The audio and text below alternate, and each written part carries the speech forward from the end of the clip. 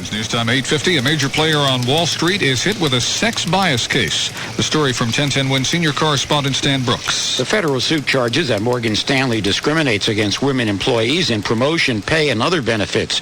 And EEOC chairwoman Carrie Dominguez says when one of the women, Allison Shefflin, objected to this treatment, Morgan Stanley retaliated against her by firing her. To complain equates to... Breaking news now on 1010 Wins.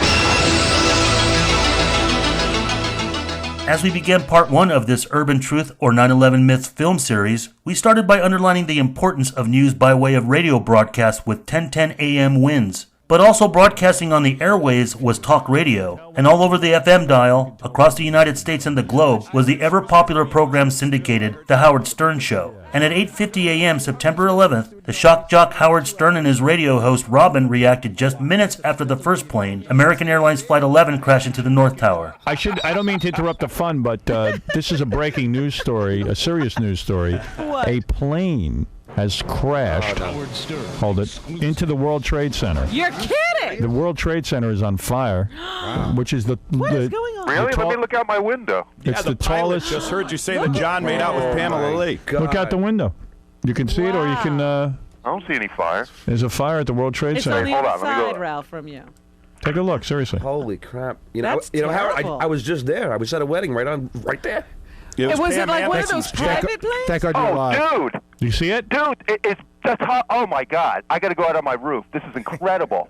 See ya. The whole thing is on fire. Yeah. You're right. I mean, not a little fire. No, it's huge. Oh, it's huge. Yeah. If a plane hits a building. I gotta run. How did it take so long to happen? I'll call you back. Right, but I know. I'm always amazed. Because, a plane once crashed in the 40s. A plane crashed right into the Empire State Building, right in. Right.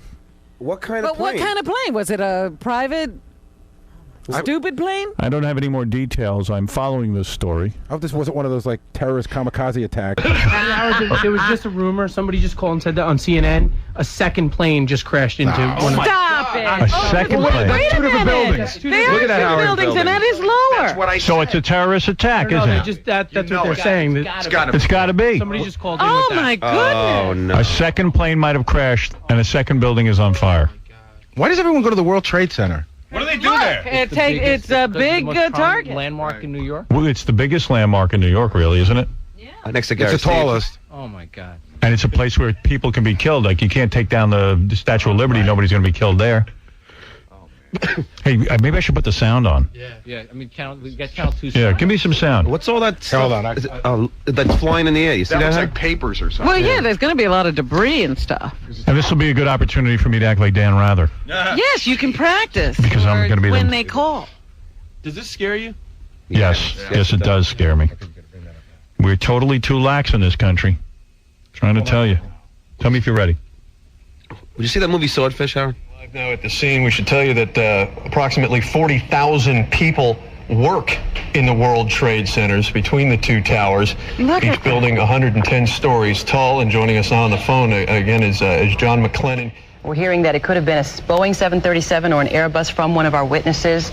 So it was two planes? We're not still sure. So you think it was two planes? Exactly caused They're not that sure. explosion on the second World Trade Center tower. They don't know. But if it was one of those size planes, those are huge jets. We have no confirmation on the injuries, as Lisa mentioned. We have no knowledge as to how many people involved. However, our producers are telling us now that we do have some videotape of the second plane, and you can see it there. Where? I didn't see it. Here, Oh, whoa. my This is God. crazy. We We're have under planes attack. going into And buildings. from our vantage point, clearly difficult to tell. We're under attack. What type of plane that is, but it's a horrific scene.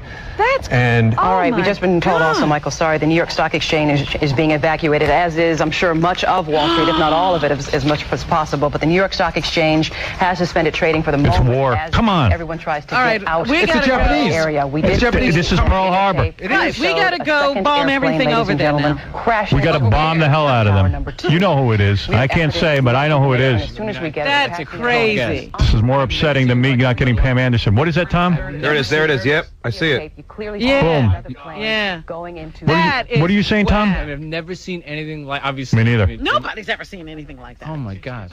In part 1, we mainly started with the introductory story of the 9/11 high-fivers, otherwise known as the Dancing Israelis. Israelis of Urban Moving Systems in Weehawken, New Jersey, that turned out to be a Mossad front company that some from the Newark FBI had not only believed in some shape or form that they were involved in the September 11th attacks, but were awarded their short-lived investigation cut short due to national security and diplomatic issues. But more importantly, we got to the bottom of a more known 9/11 myth, the alleged claim of a vehicle, van, or truck packed with explosives on the George Washington Bridge that was apprehended on the evening of 9/11 with 2 to 3 suspects, frequently believed to have been Israeli Mossad agents. We've basically come to figure out that the alleged evening arrest of suspects inside a vehicle packed with explosives on the GW Bridge were actually misreporting on the arrests of the high-fiving Israelis and the ongoing search of their white Urban Moving Systems van in the Meadowlands. You will come to find more information in this part settling this urban myth, pun intended, which will come up ahead. But somewhere after the Bergen Police All Points Bulletin, be on the lookout for the actual white UMS moving van possibly targeting the GW Bridge, already being dispatched, and that upon the apprehension of the vehicle, instantly gave a positive reaction for explosives, all near the Hackensack River Bridge in the Meadowlands. While police and FBI were still searching the vehicle into the late evening, in between all these details morphed into police chatter picked up by WCBS 2 news anchor Marsha Kramer as an unsuccessful 9/11 plot unfoiled by law enforcement,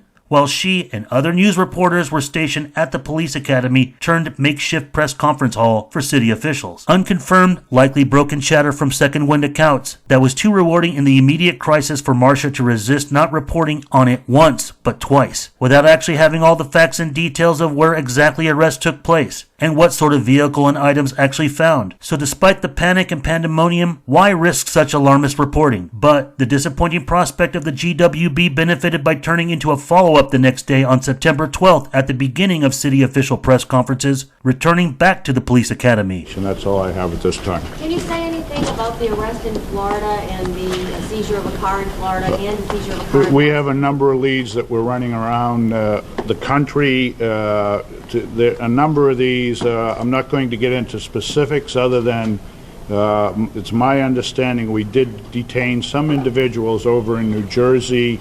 Essentially, we are finding out that that is not all that relevant at this particular point in time, but I'm going to limit my comments. That is going to any of the investigative news pertaining to this investigation will come out of Washington, D.C. Is there anyone in custody at this time? Is there anyone in custody at this time? Other than the ones that I just mentioned to you, there are some over in New Jersey. That's the only. Mr. Mon, can you tell us?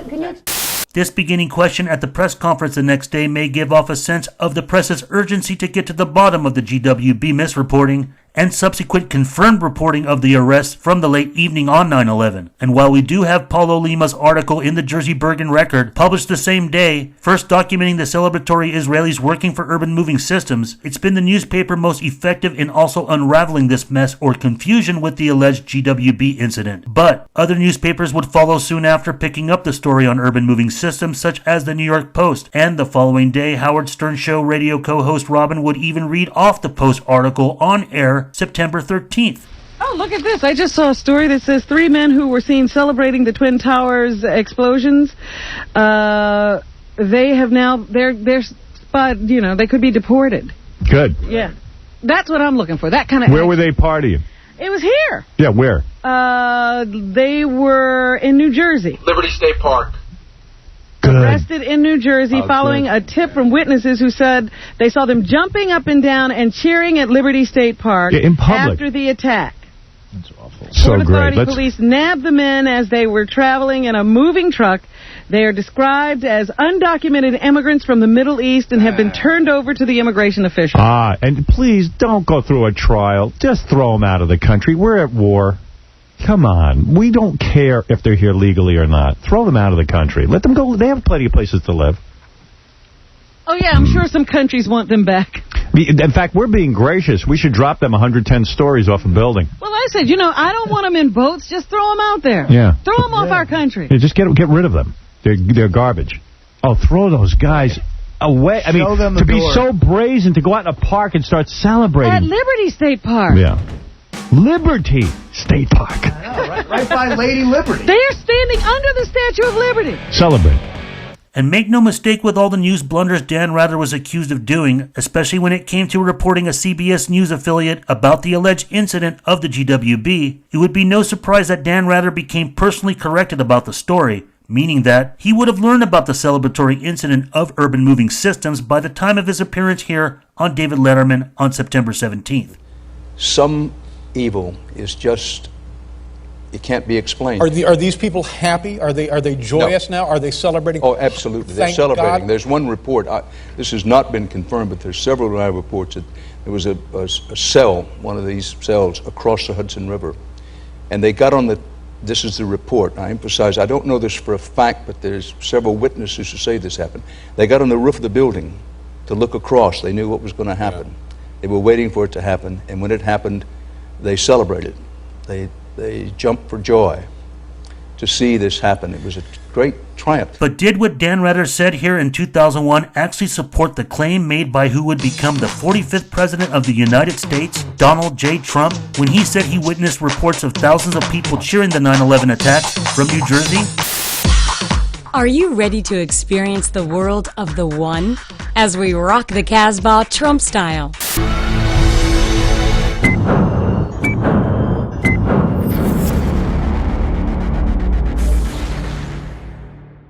As we said in the previous part, you can't be too critically harsh on Marsha Kramer. She has been a long-time New York reporter who covered the 1993 World Trade Center bombing, which was pulled off with a moving van packed with explosives, with the original intent to bring down the Twin Towers. And despite all the discrepancies and physical anomalies, that's basically what happened. The Twin Towers were brought down. And as we gradually further into this film series, you will come to find that her alarmist reporting was noble, as it was bold, and deserved some merit. Within part 1 of this film series, as you saw, Dan Rather's first hour of coverage safe inside CBS studios in New York, demonstrating misreporting and news blunders mostly highlighted in Washington, D.C., with the alleged car bombing at the State Department, along with his introduction with precautionary insight on the 1993 attack. But we didn't show WCBS2's news coverage of the attacks in the same time frame. Was there a reason Kramer was motivated to make such a leap without confirmation in alarmist reporting of a plot to use explosives that inevitably would have been related to the 9/11 attacks? Particularly when it became noticeable during the late evening press conferences at the police academy, with her persistently questioning Bernard Kerik about the alleged van packed with explosives on the GWB. Well, in actuality, there are very good reasons why Kramer produced such alarmist reporting. Unlike Rather, who only started his reporting right at 10 a.m., Marsha started at 9:12 a.m., just less than 10 minutes after United Airlines Flight 175 crashed into the South Tower. And she really kicked it up a notch with much finer details in her first hours of reporting. Are 18 minutes apart. Witnesses are telling us that they heard and they felt the reverberation of the crash as much as 200 yards away from the crash site. Also, there's speculation about what caused the flight, the crash. There is some speculation that it could have been a problem with the air traffic control system. Others speculate that it could be some kind of terrorist attack. It's too confusing and people just don't know what's happening right now. The towers, you should remember, were struck by bombers in February of 1993. The center bombing on February 26, 1993, killed 6 people and injured more than 1,000 others. Them and get the latest for. She's got a little bit more info for us from the newsroom. Marsha? Well, Lisa, there is now word that the Port Authority has closed all their bridges and tunnels coming in and out of the city. What that means is the George Washington Bridge is closed, the Lincoln Tunnel is closed, the Holland Tunnel is closed, and all airports are now closed. That's regarded as a security measure. Remember, when you take a look at the possibility of terrorist attack, our bridges and our airports and our tunnels are regarded as prime targets. So to make sure that there isn't any other further disaster, they are closing all the bridges and tunnels into New York City. So to repeat, the George Washington Bridge, the Lincoln and Holland tunnels are closed. All 3 area airports, Newark, LaGuardia, and Kennedy airports are closed. The way the city and state and federal officials are reacting is as if this was a terrorist attack. All of the FBI offices around the country have been placed on high alert. They are guarding all of our landmarks and our monuments. Again, the Port Authority has closed all of the bridges, all of the tunnels. They have closed all 3 airports. We now have word, however, that the outbound George Washington Bridge is open. All others are closed. Notice something? She stated the outbound of GWB was still open. Having known this earlier in the day is likely the reason that compelled her to misreport the GWB after 10 p.m. In all likelihood, and this is just speculation, it was probably New Jersey Port Authority picking up the pursuit from police radio at the time for the two suspects visibly seen in the white UMS van. Driver Savan and one of the other 4 Israelis probably as a passenger, visibly seen through the front windshield, then being apprehended by Officer DiCarlo and Sergeant Dennis Ravelli, these transmitting broken details of what was heard, particularly that the van may have had explosives and was headed for the GWB, is telling enough of how this misreporting may have been concocted. And then while already apprehended, and the vehicle search still in process for several hours, particularly, as also stated on ABC News with John Miller and Peter Jennings, the FBI's Joint Terrorism Task Force was responding to the van pullover scene by the Bergen police, a delay in which also helped to morph into the alarming urban myth by Kramer, which incidentally did turn into a real prospect of a van positively confirmed with explosive detection after the APB pursuit and Bolo,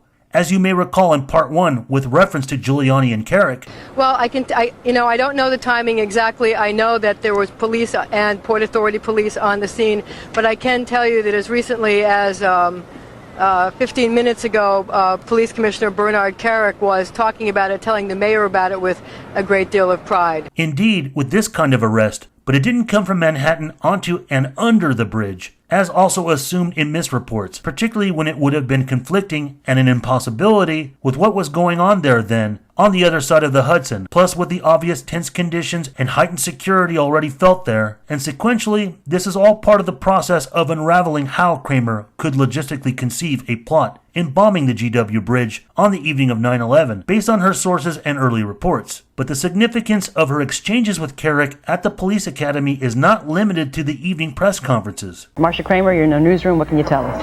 Well, I can tell you now that New York City is going on high alert. It's going into what you would call its terrorist alert. They've established a no-fly zone over all of Manhattan.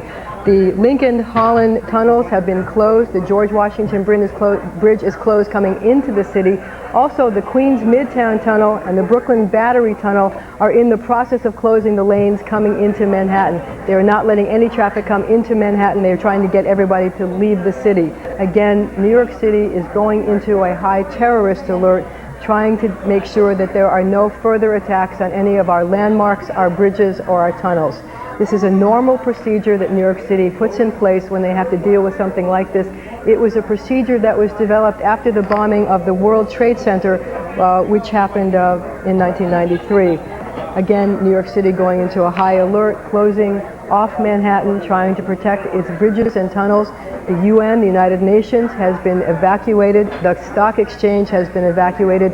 These are two of the landmarks in New York City that police and FBI officials have regarded as potential targets of terrorist attack. Again, FBI offices all across this country are on high alert. They're trying to protect New York City landmarks, national landmarks, New York City landmarks.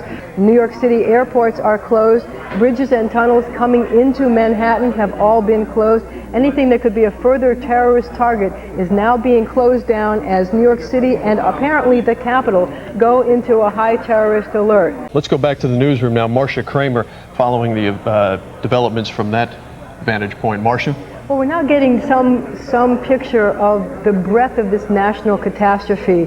First of all, the White House was evacuated, the entire White House, after the Secret Service received a credible threat, I repeat, a credible threat of a terrorist act against the presidential mansion and residence. But that's not the only building that's been evacuated. We now can report that the State Department, the Capitol, and the Treasury buildings are also being evacuated. And believe it or not, in Los Angeles, they are on a tactical alert, and they are starting to evacuate key buildings in that part of the country as well. So now we have a terrorist alert that goes from the East Coast to the West Coast. Here in New York, we have the terrorist alert because the World Trade Center, both towers were hit by planes. In Washington, a terrorist alert because the Pentagon was hit by a plane and there's a fire on the Washington Mall. And then all hell breaks loose right while Kramer is reporting the ongoing national alerts. And their LA has a tactical alert where they are beginning to evacuate buildings. And then there is also another decision by the FAA, the Federal Aviation Administration. No planes are going to be allowed to take off from any airport in this entire country. All planes, no planes will be taking off today. They have made a decision to stop all air traffic control, all air traffic. Marcia, we got to interrupt you. We just saw live from Chopper 2 yet another explosion. Did anybody, Janine, what did you see? You saw, was it an airplane or was it a... It looked like part of the building, if not most of the top, collapsed, and all the debris from the building was falling down towards the ground. Look at the smoke. Look at the smoke. This is the whole building. Did it collapse? The collapse that just happened. Unbelievable. Let's go to Marcia Kramer now in the newsroom as she watches what you're seeing at home right now. Marcia? Well, the real concern right now for New York City emergency rescue squads is to get people on the ground away from that scene as soon as possible. If you live in the area, if you live in Battery Park City or any of the other housing developments in that area, you should leave the area. You should evacuate the area and get away from the scene. Right now, what police have to determine is whether that explosion was caused from the initial impact of the plane or whether it was something that was exploded on the ground. Generally speaking, for a building to collapse in on itself like that, it would seem to indicate, obviously this is just early speculation, but it would seem to indicate that there could have been an explosion, a bomb planted on the ground that would make the building collapse within itself. But nevertheless, a collapse did happen, and they need to get as many people away from the scene as possible. If you live in the area, if you live in Battery Park City, the best thing that you can do for yourself to keep yourself safe is to leave the area as fast as possible. Obviously, Kramer must have gotten some early warning tip that there must have been sub-basement explosives that went off before, during, or after plane impacts, and was likely going to detail this right while she was interrupted by the South Tower collapsing. A reason to suggest this is a couple of minutes ahead. State and local officials are trying to clamp down on exactly what their security plan is. For obvious reasons, they don't want to telegraph their moves to any terrorists that may be on the ground listening and trying to cause further upset to both New York, Washington, or any place else around the country. Obviously, her precautionary reporting is very much justified with her official sources. Marcia? Well, we have a number of updates. Number one, CNN is now reporting that there was a third explosion at the World Trade Center, probably an explosion from the ground that caused World Trade Center 1 to collapse on top of itself. Again, there was a third explosion. It's unclear what caused it, whether it was a bomb or whether the first plane that crashed into the tower had somehow been booby-trapped with a bomb that was timed to explode later after the crash had occurred. But CNN is reporting that there was a third explosion that caused World Trade Center 1 to collapse within itself and then collapse on other surrounding buildings. Now Marcia is citing other media sources to validate her reports for secondary explosives in the building, logically eluding the proper speculation of booby traps. Marcia, we understand you have another update. Unfortunately, I do. CNN is now, believe it or not, reporting an explosion on Capitol Hill. Fortunately, the explosion happened after Capitol Police had started to evacuate the Capitol. We don't know if any of the senators or representatives were still in the building when the explosion happened, but there is another explosion. That makes 2 explosions and a fire in Washington. An explosion at the Pentagon that we've confirmed was caused by a plane. An explosion at the Capitol, we don't know what caused it, and a fire on the Washington Mall, we don't know what caused that. But the fact that there have been so many attacks would seem to indicate that there are people on the ground as well as in the air that are helping to set off and to participate in this terrorist event. Of course, she also shares the misreporting of the State Department car bomb, just as Dan Rather and every other major news anchor did. But this just tells you the unique difference of experience and on-the-scene coverage of Kramer, who began 45 minutes before Rather even appeared. Returning back to radio at the opening part of this film, after Howard Stern converted his talk show into an instant conduit for live news, he decided to go into overtime covering the immediate 9/11 crisis as it unfolded, even poking fun of Dan Rather as an example for himself to imitate, to go into serious mode. He reported on what's often now thought to be questionable celebrations in Palestine that were widely reported elsewhere. Adam, you're on the air. Nothing Howard, wrong with being emotional. I'm calling from Brooklyn. I just want to voice my opinion on what's going on here. I don't know if you guys have access to televisions there. Yeah, we do. We're going to it every once in a while, but there hasn't been any new information that I've opened up to you. Yeah, they showed some video camera, satellite camera in the Middle East, I think maybe Palestine. And they're just celebrating in the street. Oh, I'm sure. Yeah, they're celebrating. They jumped out. Wreck their lives. Wreck their lives. For once, allow us Whether you need Israel to do it or the United States to do it, I don't care which. You know, to me, that alone is a reason to bomb them. Allow us to bomb them. While they're out in the streets, throw a bomb on them right now. Bomb them now in the streets. How would they have kids in the street, 5 years old, jumping up and down celebrating? 5-year-olds. Those 5-year-olds will grow up to attack our children. They're showing it right now. Kill them. If you look at NBC, Kill them for celebrating. Kill them. In their schools, at 5 years old, they're being indoctrinated. Chanting God is great. People were thrown. They're all celebrating in the streets. Horrible.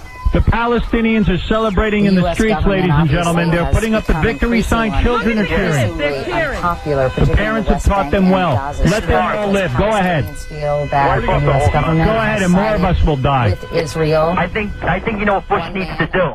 I mean, he needs to grow a set of you-know-what. If Bush doesn't do it, he's gone. We have to get a new president. You got to get a new president. He hasn't said much, really, Bush, but waiting for him to come on and say, I mean, look at them celebrating in the street. This is why I say you cannot negotiate with these people. They are so happy. They're so insane. Unbelievable. Today, drop the nuclear bomb on them. There's no reason for those to teach them a lesson. Give them nuclear warfare. It's the only thing they understand. Like the bastard children they are.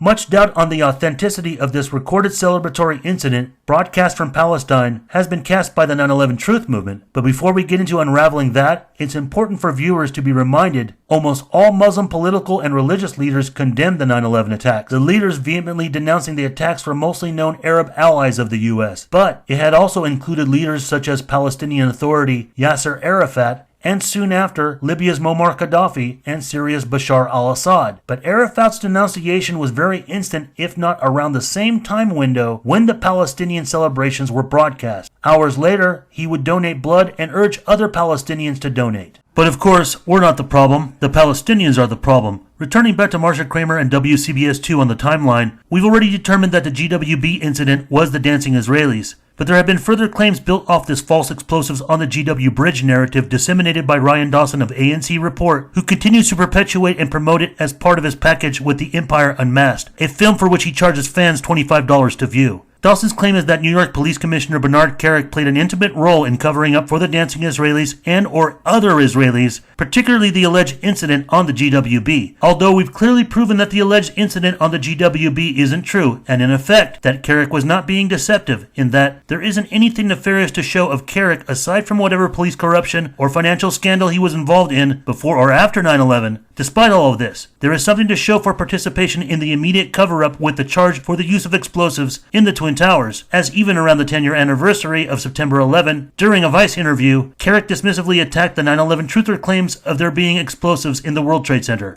What do you think about all these 9/11 conspiracy theorists? They're retarded.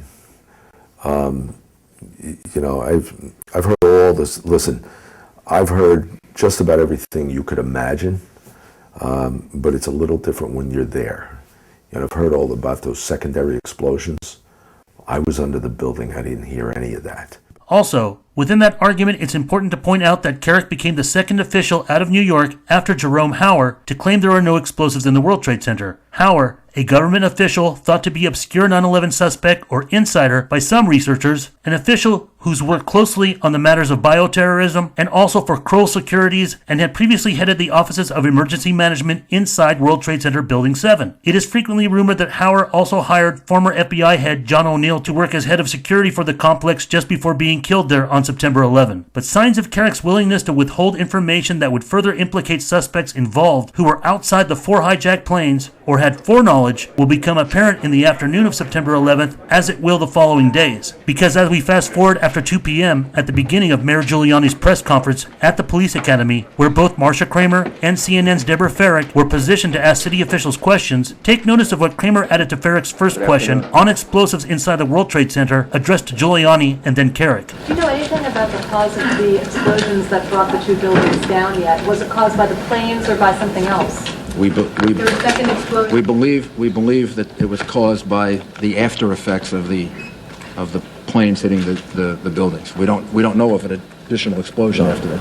Mr. Mayor, could you tell us, do you expect any further attacks on New York? Is there anything to indicate that there could be more bombs, more planes out there? I know originally there was a report that 8 planes had been hijacked, 4 have only been accounted for. What about the remaining 4? And is there any possibility that there could be bombs on the ground planted by some... We have no specific information to that effect. This once again details closures of all major entrances on the WCBS-2 Chiron. It would appear that both Kerik and Kramer wanted to confirm explosives in the World Trade Center, but that Kramer was more persistent for aforementioned reasons, her past experience and historical ones. But Kerik's answer with no certainty, at that point of the day of explosives being used, even while a bulk of coverage and witness accounts for the past several hours indicated quite the contrary, is rather striking and important to remember because again, by 3:56 p.m., the dancing Israelis were already pulled over or in police custody. But down the way from the police academy on Church Street, some live newscasters caught up with Giuliani and Kerik for a brief street press conference over an hour later, questioning how secure the city was in case of possible follow-up attacks. Given that we're in a state of alert, and I'm wondering, people who say, well, how come you're in a state of alert with all of our police and firefighters? They're not all there. All of our police and firefighters are not there. We have a lot of police and firefighters. Bernie, do you want to explain where the police and firefighters are? Do we have a death toll there? No, we don't. We do not, and we're not going to put one out until much later, after we get a better sense of the numbers we're talking about. The police and the police deployment is, primary focus is down in southern Manhattan in the rescue effort, but we're tending to our policing needs all over the city. We, as the mayor said earlier, we're getting assistance from the governor and the National Guard. About 200 National Guardsmen about 2 hours, about an hour ago, I guess. There'll be another about 1,500 sometime this evening. They come in to help us. And we're going to continue on the rescue efforts, but policing will go on in the rest of the city as usual. The state of alert for other possible actions. How is that going? Obviously, we're in a high state of alert. We're looking at other government buildings, securing those buildings, securing other areas in the city. Right now, our primary focus and our efforts are in southern Manhattan. Obviously, given the circumstances, concerns for follow-up ground attacks likely with explosives would be a likely scenario Kerik foresaw as a possible threat for him to order his remaining officers to guard high-target buildings. But just within several hours of Kerik having first been uncertain during the evening press briefings, then commanding his officers to protect government buildings, the dancing Israelis being pulled over, and the evacuation due to the threat of possible explosives of the nearby hotel and vicinity by the Hackensack River Bridge by 5:30 p.m., all of which is known to be true. As stated in Part 1 regarding Polo Lima's Bergen Record article, at the bottom, 5:30 p.m. is referenced as a significant time with the adjacent motel near the dancing Israelis, where guests also staying there took these infamous photos released by ABC 2020 of their white van and the pullover scene. Photos taken by hotel guests immediately evacuating the property in the midst of a threat. So this 5:30 timing is peculiar, because at 6:15 p.m., Kerik becomes the second official out of New York after Jerome Hauer to claim that there were no explosives in the World Trade Center in his continued answering for Giuliani. Mayor, based on the fact that the way the buildings collapsed on each other, do you have any reason to believe that there were bombs either on the planes or bombs that were in the buildings on the ground that would cause them to collapse the way they did? No, there's nothing to indicate that at this time. Gee. What happened within the last several hours for Kerik to suddenly have no indication of explosives, with all the overwhelming explosive witness accounts these officials were surrounded by stating the contrary, which he said before? By this point, Kerik may have already known about the bomb-sniffing dog reacting positively to the white van, or he may have not, since the incident was in New Jersey, and not his immediate concern, New York. But in either case, if Kerik did know, he certainly didn't want to reveal positive explosive detection, which naturally would have heightened reporters' concerns and inquiries over whether secondary explosives were used in the Twin Towers, drawing the connection to these suspects in police custody, especially with the likelihood that he would have known about their nationalities at that point, that they were Israelis. It's unfortunate that the miscommunication or misinterpretation by Kramer might disappoint some truthers who thought a wider 9/11 conspiracy involving Israelis attempting to blow up the GWB would surface in declassified files at some future point. It's unfortunate that it also made Kramer lose credibility, also Dan Rather for echoing her misreporting. In the end, even with the mix-ups, at least for Kramer and 9/11 researchers, they have been somewhat useful errors when combined with facts, such as not having the correct number of occupants in the van. It misreported having explosives, when in reality the van only tested positive for explosives,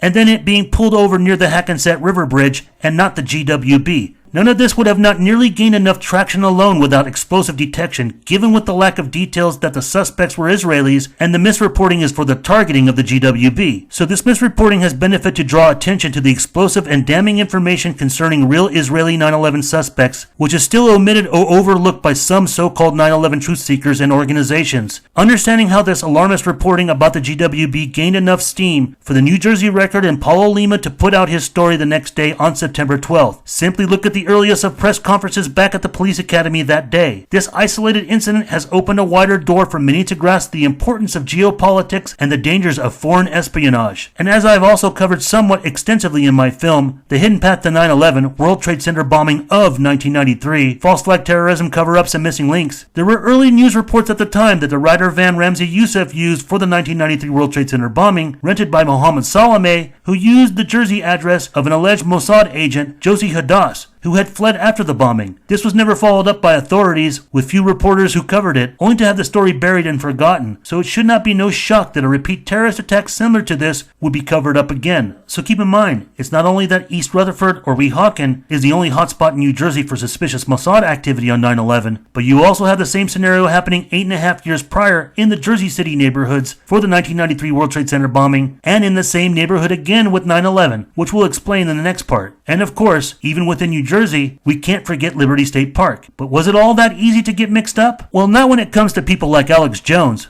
But then again, confusion is what the Infowars operation has always relied on. Because, as Barack Obama's second term was going forward and the Sandy Hook hoax disaster already brewing, this was already years before the MAGA would be unleashed, that there weren't enough early indicators that Jones wasn't well-meaning and would inevitably betray 9/11 truth causes that elevated him into mainstream recognition. Already appearing on talk shows of racist Zionists like Howard Stern should have been already telling. What I've heard of. Alex Jones is a radio host. He's on a lot of, I don't even know how many. Alex, how many stations are you on? Around 150, Howard. It's great to be here with you and Robin and the whole crew. It's crazy to be here. Been listening to you for more than 20 years. Well, great to have you on. But then one Alabama evening in late November 2015, everything started to change. Not just for 9/11 truth, but for the entire world. But database is okay, and watch list is okay, and surveillance is okay. If you don't mind, I want surveillance of these people that are coming in. The Trojan horse, I want to know who the hell they are.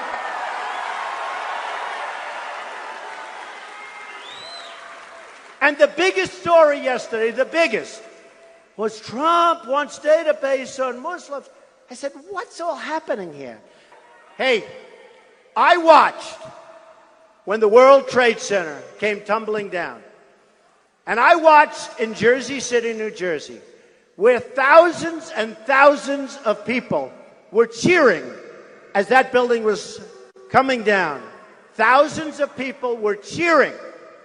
Despite a mild attempt to run for office in 2012, putting out a public feeler in 2011 with a look at Trump's birther statements, nothing became more indicative of Trump as a conspiracy theorist or 9/11 truth or leaning candidate than until 2015 when he spoke of allegedly large celebratory incidents in New Jersey. Trump formally announced his candidacy on June 16, 2015, with a campaign rally and speech at Trump Tower in New York City. But a day later, after Trump's Alabama speech on ABC This Week, Trump stuck to that story.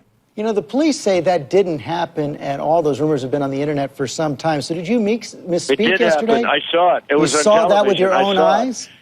George, it Police did say it happen. didn't There were happen. people that were cheering in the other side of New Jersey where you have large Arab populations.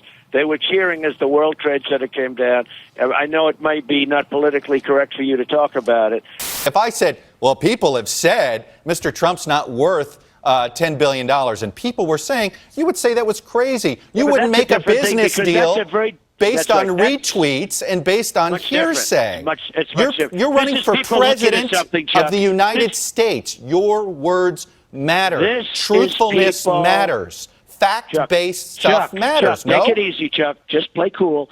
This is people in this country that love our country that saw this, by the hundreds they're calling, and they're tweeting. And there's a lot of people in Sarasota. People were telling me yesterday they used to live in New Jersey. They remember it vividly. They thought it was disgusting. So these are people that saw it too. The Washington Post reported it. Other people, many people have seen it. So I believe that I have a very good memory, Chuck. I'll tell you, I have a very good memory. I saw it somewhere on television many years ago, and I never forgot it. And it was on television, too.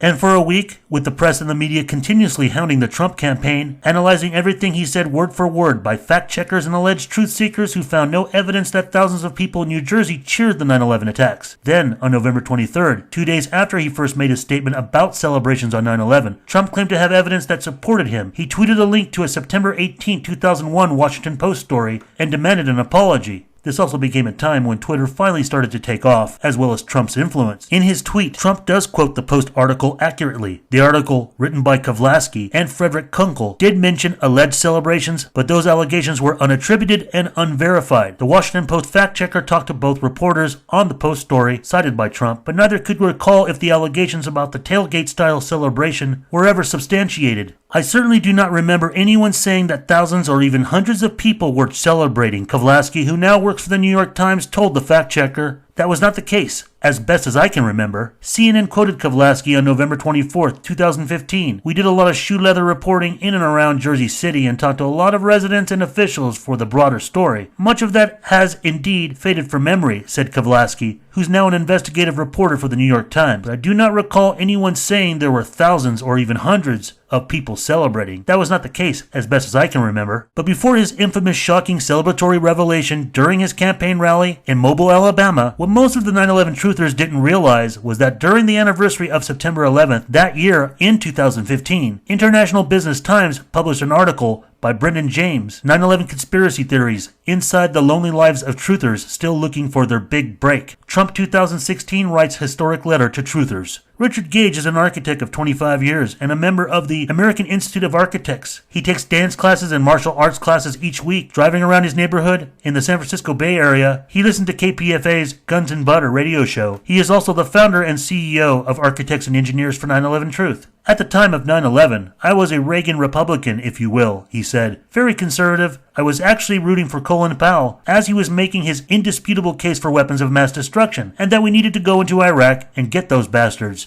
These days, he simply identifies as a libertarian, disgusted with the political system and both major political parties. We've given our DVD to every congressman, Democrat, Republican, and not one of them has seen fit to take an effective action whatsoever of the worst crime of the century, he explained. But one politician recently made an impression: Donald Trump. According to Gage, Trump is the only presidential candidate or major public figure who has written the Truther Group a custom letter after being sent their DVDs and literature. Trump's campaign, Gage said, thanked the members of Architects and Engineers for 9/11 Truth for their continued support. Thank you for your book and DVDs, read the email, which Gage forwarded to me. Our advisors will investigate the claims made by the Architects and Engineers more thoroughly and draw their own conclusions from there. We appreciate your continued support. Sincerely, the Trump campaign. Gage and his group were starstruck. Someone actually acknowledged we took the time to send them something and said they would look at it, Gage said. That's historic at this level of politics, a presidential candidate. Though it would be quite telling later on that Donald Trump would easily fall in line as a classic conspiracy theorist by May 3rd, 2016, when he referred to a photo from the National Enquirer stating that Ted Cruz's dad, Raphael, was with Lee Harvey Oswald. But Trump's previous celebratory remarks at his Alabama rally at the end of 2015 brewed a deep and dangerous conspiracist path ignored by the mainstream media, despite not being the inventor or entrepreneur of such a path or fringe circuit. The hyperactive post-9/11 independent and alt press through social media was paved before Trump. I don't think people realize, especially if you didn't come from the 9/11 truth movement or weren't very plugged into it, I don't think people understand how much of a monumental shift it was when Roger Stone was coming on Infowars like every other day during the Trump campaign and started dropping the bombs on Alex Jones' show saying that Trump knows that something's hinky about 9/11. He's basically a 9/11 truther. And that's not exactly what Roger Stone said, but this became a theme on the Infowars show during Trump's campaign, and I really think almost the entire journalistic class completely fucking missed just how big of a deal that was, and how at that moment, a ton of 9/11 truthers had already decided to vote for Trump, and they weren't fucking looking back. And I really do think that alone was a monumental shift to say that the president who's currently running, who the establishment's already gunning for, he's a secret 9/11 truther, and he's going to reinvestigate 9/11 when he becomes president. That is a fucking huge marketing opportunity, and I don't know who came up with that, who strategized that, but that was one of the most brilliant things the Trump campaign did, and barely anyone noticed. And I find that incredible, because as someone who was a truther, I could see myself getting tricked by that when I was at the height of my emotional, heightened state into the 9/11 stuff. I mean, it was like a bomb. Yeah. It was like several bombs that went off. And yeah, the activation, the magnet of Trump dropping those kernels of 9/11 truth throughout, and having an operator like Roger Stone, who was very close with Trump, on Alex Jones every other day. People do not understand the gravity of that, and they don't understand the significance because they weren't plugged in, and they only know these kind of cartoonish aspects of who Alex Jones was. They weren't in tune with what that did, the impact and the influence that had. But it's okay, because soon after, the proposed September 11th expert, father of 9/11 truth and conspiracy king, Alex Jones would get to the bottom of it. I've got so many questions, but you are vindicated. This has got to be the 50th time the last 6 months on the radical Muslims celebrating, not just in New Jersey, but New York, Palestine, all over. What do you have to say? They're still attacking you, though. We've got Dan Rather on video. We've got New York Post. We've got Washington Post. We've got, what's going on here? We know very well the suspicious propaganda on the celebrating Palestinians that has often been referred to outweighs the genuinely celebrating high-fiving Israelis, which is in all likelihood why Trump's recollection is exaggerated and the story of some isolated celebrating Arabs in New Jersey is somehow a new discovery or other urban myth that's unwelcome to 9/11 truth, or even unknown. But of course, Jones is not here to make corrections, but we've got Dan Rather on video. Despite that, it is the most obvious that Dan Rather's statements had to do with the Israelis and urban moving systems, and Alex Jones being an unexpected Zionist shill avoiding it. Trump's one and only appearance on the Alex Jones Show on December 2nd, 2015 became a historical event that's been the subject of much criticism later on in the Trump administration, and just his overall collection of campaign advisors with very different ideas and political controversies and scandals of their own. Trump's ties to organized crime and international finance were never a secret, so no surprise there, considering Trump's enterprise within Atlantic City casinos, that he would be rubbing shoulders with a person like Roger Stone, besides the obvious that of running as a Republican when Stone has worked on the campaign of Republican politicians Richard Nixon, Ronald Reagan, Jack Kemp, Bob Dole, and George W. Bush. Stone officially left the Trump campaign on August 8, 2015. However, two unnamed associates of Stone have alleged that he collaborated with Julian Assange, WikiLeaks founder, during the 2016 presidential campaign to discredit Hillary Clinton. Nearly 36 search warrants unsealed in April 2020 revealed contacts between Stone and Assange in 2017, and that Stone orchestrated hundreds of fake Facebook accounts and bloggers to run a political influence scheme on social media. And according to the Times of Israel, Roger Stone was in contact with one or more apparently well-connected Israelis at the height of the 2016 U.S. presidential campaign, one of whom warned Stone that Trump was going to be defeated unless we intervene, and promised, "We have critical intel." The exchange between Stone and his Jerusalem-based contact appears in FBI documents made public. This is all an interesting twist or turnaround for Infowars to allow or for it to be co-opted by Roger Stone, because primarily throughout the Bush and Obama years, Alex Jones and his lemmings didn't support WikiLeaks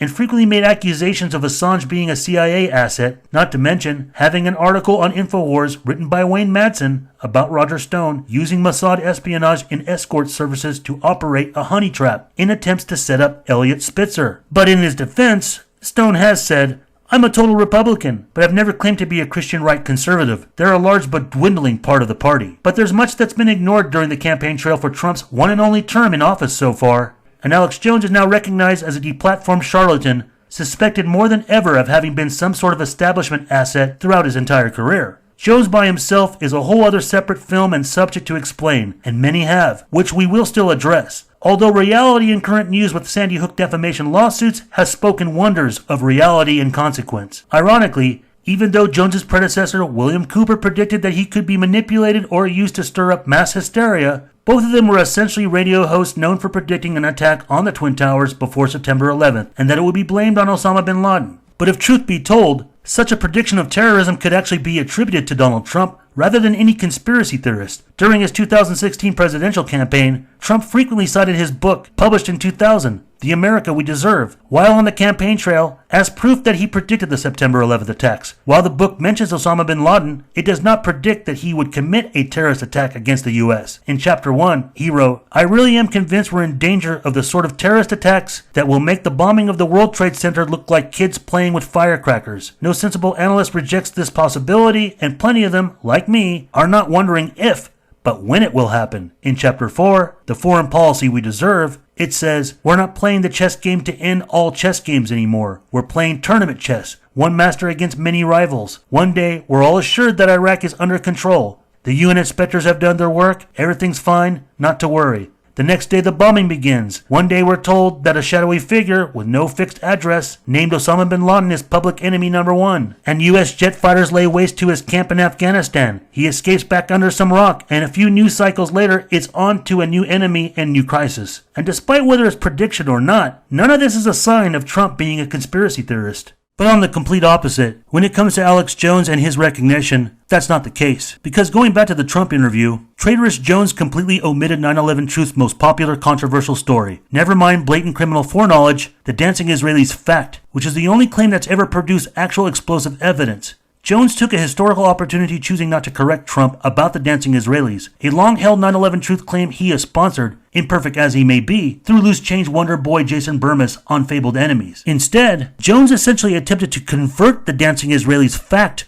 into an urban myth, just so he could go along and play along with Trump's alleged claim of celebrating Muslims in Jersey, especially when Jones also acknowledges the New York Post article. It's one thing to resist correcting Trump, but it's another not bringing up the dancing Israelis in the context of celebratory foreknowledge, or putting any effort to possibly entertaining both incidents happening, no matter the fundamental ideological differences. Also, Jones now chooses to interpret Rather's appearance on Letterman to support Trump's cheering Muslims, which then also marginalizes the rest of Rather's other 9/11 reporting, including the ones they've referenced before in contradiction to the official destruction at Ground Zero. But of course, the Judas goat has long been out of the barn over there at the Infowars network. Nowadays, either Jones is intentionally ignoring or denying any Mossad role in 9/11, or actually just really doesn't care, and never did. But anyway, Rather's celebratory claims, added with rooftop setup for documentation details, are the dancing Israelis, likely from both being at Doric Towers and on the roof of Urban Moving Systems Company van and warehouse, and was information likely disclosed to him doing follow-ups from vehicle and suspects due to criticism of echoing GWB misreporting. And with mentioning New York Post from 2001, there's simply no way for Alex Jones to have gotten it wrong or to just go along with Trump's celebratory Muslims when just the day before, December 1st, 2015, on the O'Reilly Factor, they were already set to defend Trump's Jersey celebratory claims, practically repeating the same mistake the Howard Stern Show did 14 years earlier on September 13. In New York City, Eric Shaw, both the Fox News correspondents. Okay, there were some Muslims in America happy about the attacks. That has been established beyond a reasonable doubt. Let's start there. Well, not thousands and thousands in one place, as he said. Professor Irfan Khawaja of Felician University in New Jersey studied this 10 years ago. He says, well, there wasn't one place and there was no evidence of one large-scale demonstration. What you're seeing there is what happened in Jerusalem and the Gaza. Right. So maybe Donald Trump was mixing that up. But he said there were maybe a half a dozen teenagers in Paterson, New Jersey. There have been people through the years who said that they've seen this. Curtis Slewa, WABC, said he was getting phone calls that morning about this. There were people in New Jersey, according to the state police, we've investigated, Muslims, who were happy about the 9/11 attack, but they weren't vast numbers of them. No, yeah, I talked to Mayor Giuliani tonight about New York. He said maybe there were 12, and he knows that because they were getting beaten up. Yeah, that was in New York City. That was in New York City. Right. But here's something that we found 2 days after 9/11. This is the New York Post, September 13th. Trio who cheered attack face boot as illegal aliens. 3 men who celebrated as the Twin Towers crumbled are facing deportation. Witnesses saw them cheering and jumping up and down in Liberty State Park after the attack, and the FBI sent this out, Bill. It said 3 individuals were seen celebrating after initial impact and subsequent explosion. Okay, and we must tell everybody that we tried, at Mr. Trump's request, to get video of any of the Jersey situations. All the affiliated stations, including New York One, the cable station here, they say they don't have any video. And if they did, they would have run it. Yeah, I mean, it would be out. We don't have any. We've looked. Of course, the point that Fox News is really trying to find here, out of Trump's statement, as far as accuracy, is that if there were incidents of thousands of Muslims celebrating in the U.S. But 2 days later, on December 4th, 2015, the ABC News Go website released an article with a video archive. What ABC News footage shows of 9/11 celebrations. ABC News archive search finds no video evidence of 9/11 mass celebrations in New Jersey. By Imityaz Delawala. Basically an ABC research collection in their own investigative efforts to also validate Trump's claim. Besides rehashing already known celebratory incidents in Palestine and elsewhere in the Middle East, ABC unveiled this archived clip reported in the late evening on September 11th. Reports that a truck was stopped in New Jersey with explosives. Further information on that. That's being investigated by the FBI. It was stopped after people reported seeing 3 men celebrating in Liberty Park opposite the World Trade Center on the New Jersey side of the river, celebrating with joy after the explosion. Somebody recorded the license plate number. Police stopped the van and actually held the van for fear that there were explosives in it. Police dogs have gone over the van. There are no explosives. The FBI Terrorist Task Force is trying to identify the 3 men and find out what the story behind their actions were. So we can knock that down. It's certainly suspicious, but apparently it's posing no danger right now. The other thing... I must say that anybody seen celebrating this attack on American soil today would be lynched, it seems to me, almost immediately. And it would certainly seem that was the reason people notified the authorities, because the behavior is at least bizarre, if not suspicious. Well, it would seem that what was stated in part 1 of this film series about the need for total news archives and limitations of archive.org's week's news broadcast of Understanding 9/11, a television news archive between September 11th and 17th, 2001. Because with the broadcastings of major networks that had to go to local coverage, you can see that the ABC recordings that have been made available through the site and by others usually are local TV channel recordings and are not entire 24-hour recordings from ABC studios from September 11, 2001. According to ABC News Go, this is an unreleased clip from 11:28 p.m., which would come from the 30-minute time window between 11 p.m. to 11:30 p.m., the average time slot for local late evening news. In Part 1, Explosives on the George Washington Bridge, Urban Truth or 9/11 Myth, we only demonstrated what's available from live broadcasts, and seemingly only ABC News with John Miller and Peter Jennings had roughly reported about the alleged GWB incident, but reported it as an arrest in New Jersey near the Meadowlands with a van filled with explosives. But, for the record, or for what ABC was allowing to unveil, was that apparently Miller and Jennings had re-reported the incident, correcting the mistake about the GW Bridge claims, and that these men were arrested in New Jersey, bomb-sniffing dogs were used, and that they thought they may have been carrying explosives. But it seems they were twice alerted to urban moving systems, not just because of the incident that Maria at Doric Towers saw, but what other witnesses saw at Liberty State Park. Basically, this one mostly unseen ABC News report alone quickly settles the rumors stirred up by misreportings of Marsha Kramer on WCBS2, then having to ferret out the accuracies mainly highlighted with Fox 5 and Mary Garofalo at LaGuardia Airport. So some clarity or credibility has been brought to Trump's celebratory claim scandal, which was both instances of Fox and ABC. Interestingly enough, both networks would later go on to cover stories related to Israeli intelligence foreknowledge and suspected involvement in 2001 and 2002, in a 4-part news report with Carl Cameron on the enormous Israeli spy ring and 2020's The White Van on urban moving systems with John Miller.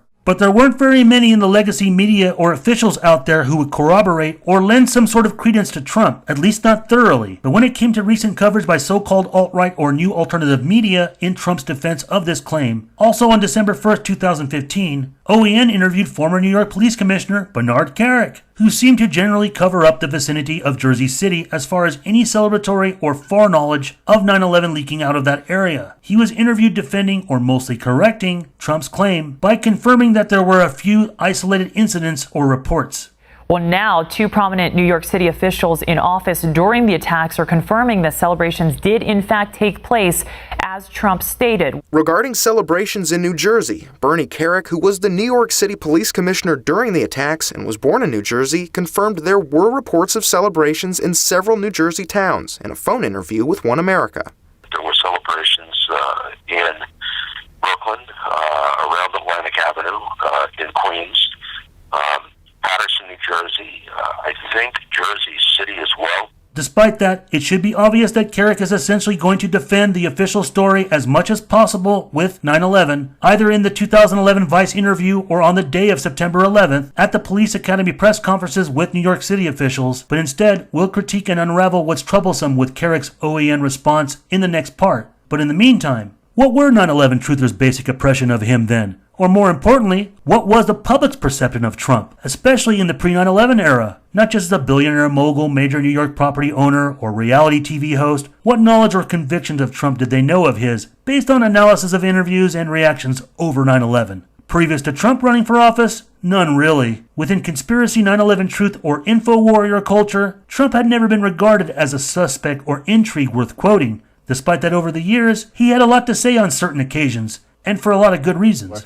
You know, it's funny, the World Trade Center was never looked upon as great architecture until it was down. It's like you lose somebody that you love. You never loved them that much, but you lose them, and all of a sudden, you love. Everybody loved the World Trade Center after it was gone, Larry. Or people, a friend of mine went up and made a speech that morning on Windows of the World. He was making a speech, wonderful guy, and wiped out, everybody up there wiped out. I mean, it was... Did you know people that died? I knew numerous people that died. I knew many people in the World Trade Center. They worked in the world. I mean, it really was a place of commerce and international trade. However, the reason why Trump thought of celebrating Arabs in the thousands happens to be because of exactly what time he was watching the attacks from Manhattan on television. Likely was tuned in early to UPN Channel 9 and caught this at the earliest. Let me just interrupt you for a quick second here to tell you that what we're hearing now from the Associated Press is that thousands of Palestinians celebrated today's terror attack in the United States, chanting, "God is great," and distributing candy to passersby, even as their leader Yasser Arafat said that he was horrified. The U.S. government has become increasingly unpopular in the West Bank and the Gaza Strip because of this past year of Israeli-Palestinian fighting, with many Palestinians accusing Washington of siding with Israel. In the West Bank town, Brenda, of Nablus, about 3,000 people poured into the street shortly after the attacks were broadcast worldwide, and they were celebrating. About 3,000 people poured into the street shortly after the attacks were broadcast worldwide, and they were celebrating. And we have some tape, Brenda, of what we were talking about a minute ago, of Palestinians celebrating over in the Middle East. And you're right, just as the PLO leader Yasser Arafat had come on declaring his sadness at this day, at what had happened in this country, and now to see signs of celebration.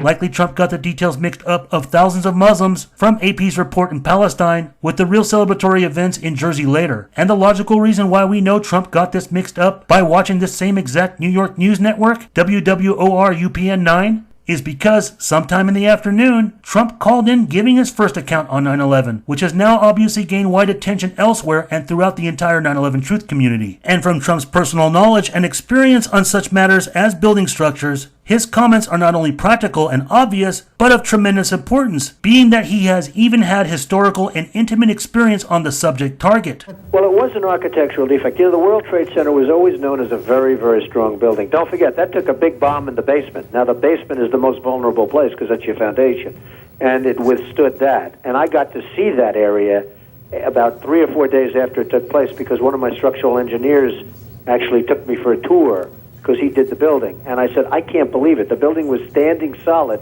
and half of the columns were blown out. I happen to think that they had not only a plane, but they had bombs that exploded almost simultaneously. And being that we're past 2 decades, it's easy to forget many details of what went on that day, and especially after.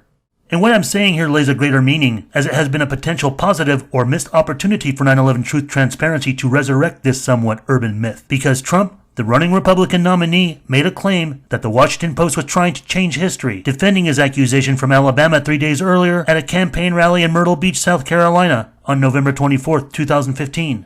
I gave him an article in the Washington Post. You probably all saw it. Okay? Now there's other things coming out. Today I received hundreds of phone calls over the last couple of days since I said it from people saying, Mr. Trump, you're right. You're right. We saw it. We live in New Jersey. We saw it. You're right. So what happens is the Washington Post writes an article. And one of the paragraphs, it says, and by the way, this was right after September 11th. This was September 18th. And right after, sort of an amazing thing, right after a couple of good paragraphs, it's talking about northern New Jersey, draws the prober's eye, written by a nice reporter. Now the poor guy, you got to see this guy. Oh, I don't know what I said. I don't remember. He's going like, I don't remember. Oh, maybe that's what I said. This is 14 years ago. They didn't do a retraction. 14 years ago, they did no retraction. And it says, in Jersey City, within hours of two jetliners plowing into the World Trade Center, law enforcement authorities detained and questioned a number of people who were allegedly seen celebrating the attack and holding tailgate-style parties. You know what tailgates are? That's like for football games. A lot of people on rooftops, and also, by the way, on streets. On rooftops, while they watched the devastation on the other side of the river. Now, that's the Washington Post. Folks, they do nothing for me. They hate my guts, okay? But 9/11 Truth Transparency still ended up not being a result. In fact, the result was not even the opposite, but a completely different direction. Aside from the press's predictable role of ignoring details of Trump's claims, they spin these statements at his campaign rally making him seem insensitive towards disabled people, in complete disregard that when Trump read off Serge Kovaleski's 2001 WAPO article, he really actually had no idea that Kovaleski was disabled, and nobody seemed to have tried to get to the bottom of the mix-up. So I was very expressive in saying it, and they said I was mocking him. The person was groveling in terms, if you read his statements about, well, did you say this and did you write this paragraph? He was really grasping for straw. And again, I'm trying to show somebody groveling to take back the statement he made because he wanted to take it back, and I don't know this person. So now this person is going around saying, I did know him, that he reported on me in the 1980s. It's possible, probable that I met him somewhere along the line, but I deal with reporters every day. Many of them I never even see. And nobody seemed to have tried to get to the bottom of the mix-up, or even defended Trump, especially not Alex Jones or Infowars, at least not put into the extent of celebratory incidents as this presentation. But Trump having no idea of what Kovaleski looked like was easily demonstrated by having a look back at Trump in recent years on TV appearances. 3 weeks prior to allegedly mocking Serge, Trump mocked bank presidents the same in his Norfolk, Virginia rally, October 31st, 2015. When you see the president of the bank, I mentioned the word regulator. These guys come in, they run the banks. Well, how did you get them? They were sent by Russia. They said, Senator Cruz, what do you think of waterboarding? I don't want to talk about it. You know, he didn't want to talk about waterboarding. And they said to him, what do you think about ISIS? Oh, ISIS is very tough.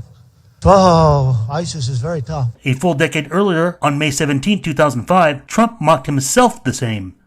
You're going to Africa on a safari. There's not going to be any phones. You know what? You get me out of here, right? So that's, to me, like, that would be work. You know what? You get me out of here. Trump mocks a standard gesture he uses to ridicule what he perceives to be stupidity, dumbness, etc. Trump didn't mock Serge Kovaleski's physical disability. It's just the corporate media and other liars are avoiding the actual Washington Post article content. Israelis and 9/11 cover-up. Altogether, cover-up. Serge's article places the celebrating the attacks and holding tailgate-style parties on rooftops in Jersey City, the essential element in tailgate style, as on the side of the road, just like with the arrest with the vehicle or truck, which is the only known incident with a vehicle, dancing Israelis, and urban moving systems, besides what minor information made available about the incident at Liberty State Park. But it's okay. We didn't need WAPO, the press, or the president to clear things up about 9/11 or New Jersey. Why? We got MTV for the real news to get the record straight. MTV would end up on the mission of trying to squash celebratory incidents by digging up archives and rehashing an old story, basically validating Kerik's claim in Paterson, New Jersey, which ended up being a bunch of teenage kids later in the evening making some noise in the middle of the street, far off from the Hudson River, nor in close view of Manhattan. So on the night of September 11th,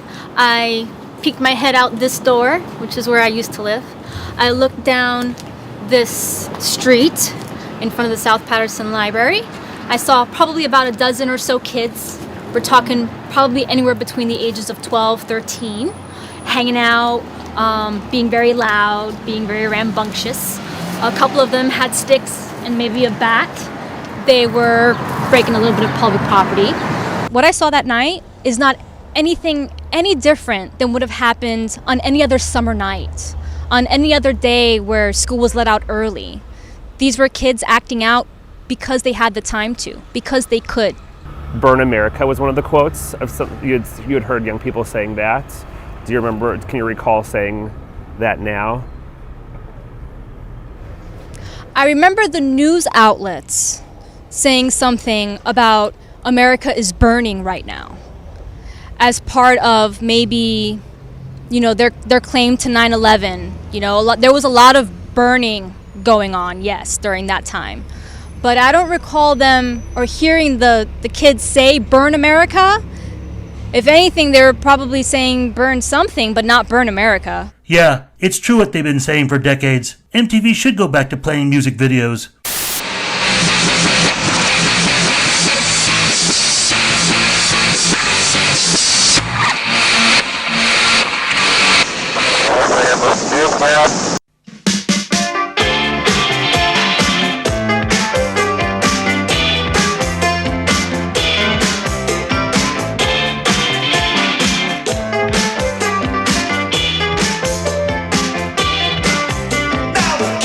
But look, folks, does it really matter? Does it really make that much of a difference if Trump only referred to Muslims celebrating in New Jersey on 9/11 instead of Israelis? Well, it certainly does, or did, to the 9/11 Truth Credo, whose ultimate goal is to prove that there were explosives in the World Trade Center that ultimately brought them down. While the most damning element about the whole dancing Israeli story is not their foreknowledge or celebratory activity, it's the fact that their van tested positive for explosives. And yet much work still to be done raising that controversial Israeli evidence to the mainstream, and alt-media spotlights of 9/11 Truth, with also no success for conclusive evidence found for suspects directly inside the Twin Towers yet, while long before declassified documents are released, no organization has yet been able to prove standard-controlled demolition. But one brave and misguided 9/11 truther didn't care about vindicated claims or how inactive the 9/11 Truth movement was. Early We Are Change LA activist Martin Hill of LibertyFight.com just couldn't allow Trump celebrating Muslims unchallenged and overshadowing the high-fiving dancing Israelis. After becoming disenfranchised and extremely disappointed with Trump's appearance on The Alex Jones Show, with his Muslim celebrating in New Jersey statements still buzzing in the media,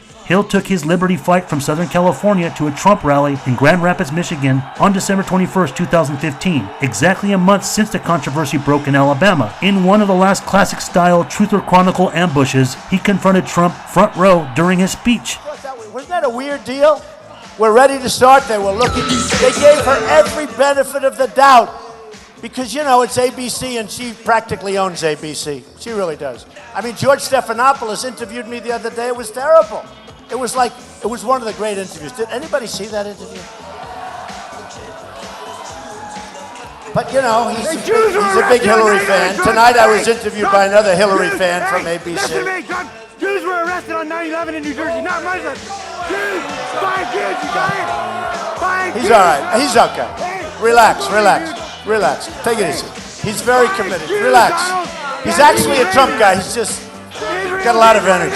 Okay. Okay, sit down. Come on. Relax.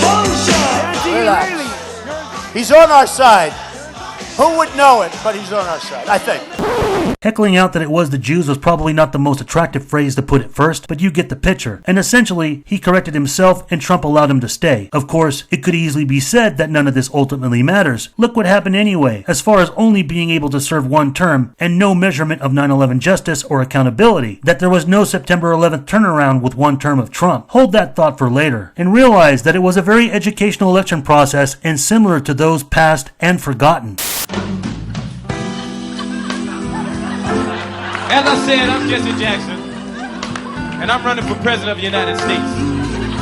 I'm a Libra, and this is a very special message to all you chosen people out there. Don't let me down. No.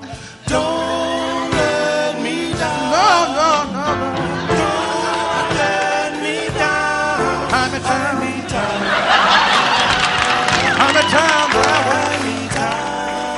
I was your one and only until I read the news. Well, Now I'm sad and lonely since I put down the Jews.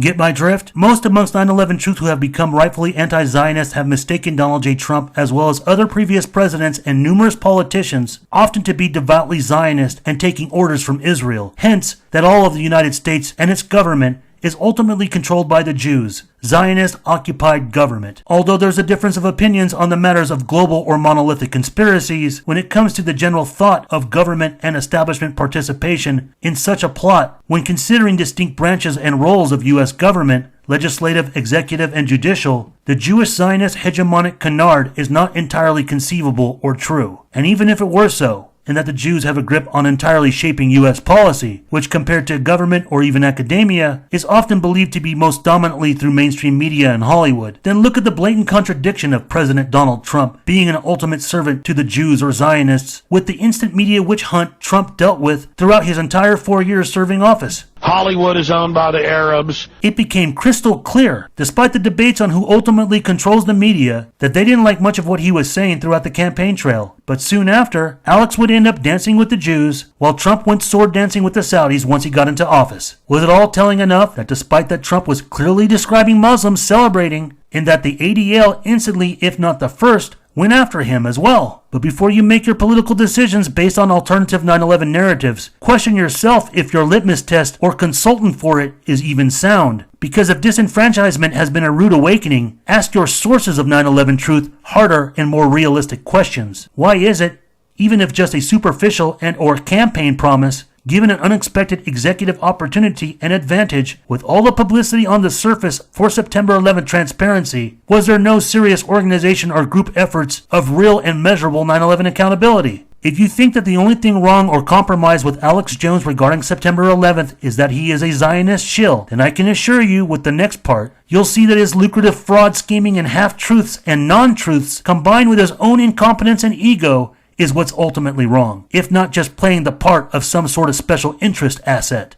Because what machinations Alex Jones has crafted in his insane worldview aren't just problematic as they appear with him as this new culture war demagogue bobblehead, Jones serves as a problem in regard to September 11th historically, for setting up and frauding genuine truth seekers with unrealistic expectations and goals about alternatively uncovering how and who carried out 9/11, besides the consequential effect of misleading the public from the guilty, the actual criminals responsible, despite well over a decade of Infowars operating unregulated throughout the advent era of social media, disseminating hoax ideas and claims of September 11th that could categorically fall under liability of further defamation lawsuits. The real truth about Alex Jones's 9/11, that being his lucrative misleading operation in a court of law or public opinion, could also be perceived as treasonous or anti-American. And once real 9/11 truth seekers have that nonsense sorted out, perhaps they'll start to see more clear solutions. Until you detach yourself from the alt media circus, only then will you progress, by no longer isolating and paralyzing yourself from the outside world with fear and belief. When looking in hindsight, preferably in retrospect, the problem was obvious. The problem was never Trump. The problem was always Alex Jones. This part of the film series is not an endorsement of Donald J. Trump, but it's about examining whether his controversial statements about 9/11 are either true or factual, and based upon the limited research ability of his defenders, particularly in alt media, judging those reactions and unfair treatment from his mainstream critics throughout the campaigning and presidency. And so far between the two camps, those who've either defended Trump's 9/11 claims have done so poorly and incompletely, and those who have either opposed his claims usually defend the 9/11 Commission report or believe there were no cover-ups in the September 11th attacks. And that's the constant thing to remember. We wouldn't be here if it wasn't for 9/11. And with that, as with many other important subjects regarding foreign policy, whether it's mainstream or alternative media, the bottom line is that we are not having the conversations we should be having. But that doesn't mean we're finished by any stretch. There are still other misconceptions and myths that will continue to unravel, as well as Alex Jones being the base of disinformation capital, independent of Trump. And as we've already covered the celebrations in Palestine on 9/11, in Part 3, we'll also examine what was mentioned in Part 1 about all the early morning news reports highlighted at the beginning regarding Israel-Palestine peace negotiations canceled and attacks going on in Jenin, Palestine only hours before the attacks on 9/11. And if that has any possible relation to the attacks the same day in New York City. And what about there being evidence to support Muslim or Arab celebratory incidents in Jersey City, despite if Donald Trump was incorrect about seeing thousands, can we still maybe rely on Bernard Kerik's testimony? We will examine some of the distinct differences between presidential rumors and myths in relation to September 11th, particularly when it comes to Israel and Saudi Arabia, especially in contrast with the Republican presidencies of George W. Bush and Donald J. Trump, the post-9/11 era we still live in today. But if you want to get an early preview of the next series of Urban Truth or 9/11 myths and help financially, then please consider becoming a Patreon and also get special updates and other original content pertaining to 9/11. Thank you for watching this film. Please continue to part 3 and also subscribe to my channels. World Trade Center came down. Who had the gall to go after my mother? That's not keeping I won the lottery.